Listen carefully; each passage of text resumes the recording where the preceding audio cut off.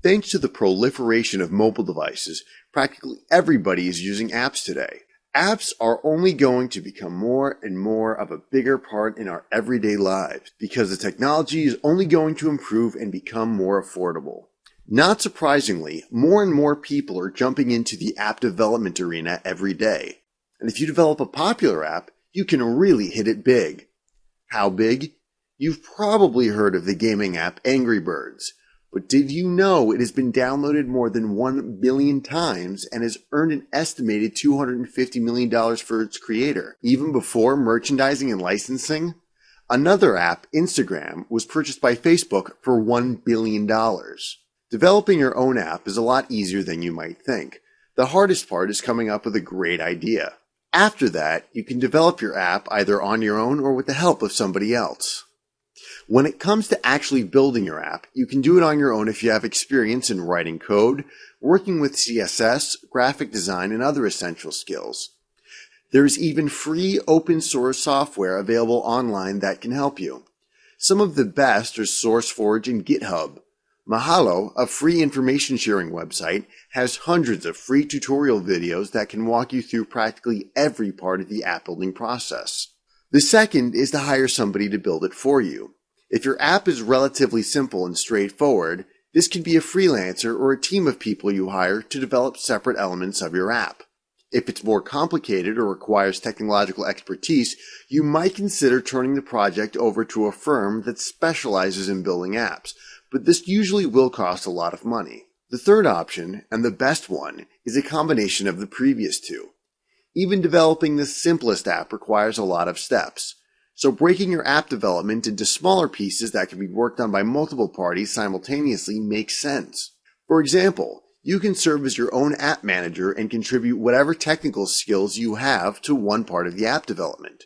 Then, assign graphic design to freelancers and outside experts to help you with more complicated tasks, such as creating an interface. The two big benefits to developing your app on your own are, it saves money, and it preserves the clarity of vision. While there are a lot of highly skilled freelance app developers and specialized agencies that can help you build your app, they all cost money. Sometimes they cost a lot of money.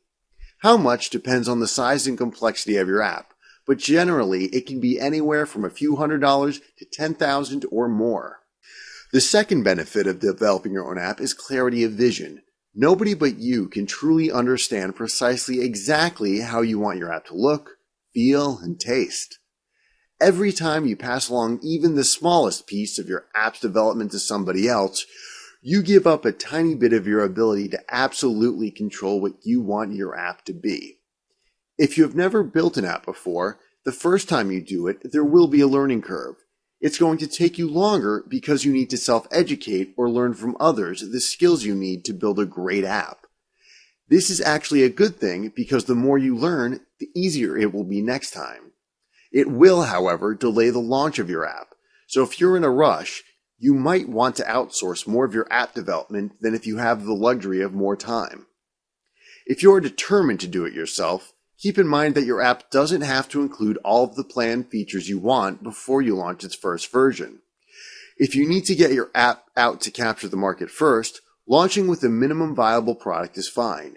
You can always save non-essential features for updated versions later. When it comes to putting together your app development team, you already know what your strengths and weaknesses are. Take on only those tasks you know you can do well, then assign everything else to other people. If you hire freelancers, websites like Elance, Odesk, and Guru are great places to look for help.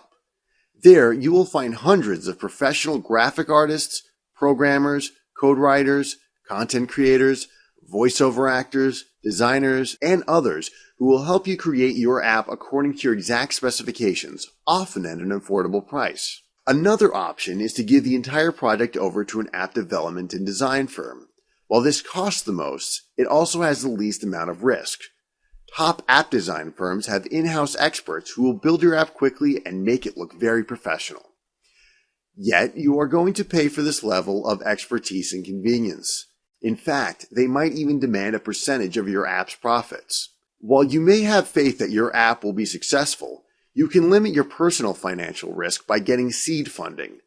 This is cash you raise by soliciting investors such as friends, family, neighbors, acquaintances, and even angel investors, or venture capitalists who assist startups by investing in them.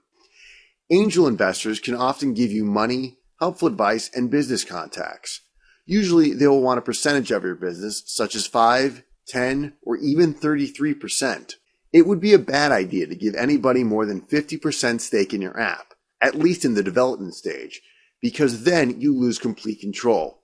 You can always sell your app to somebody else later for big money if you want.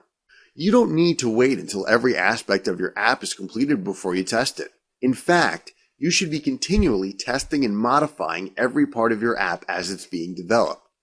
I hope you enjoy what you learned today. Check back weekly for updated videos and lessons. Or better yet, click on this link now to get more of these educational videos as they come out.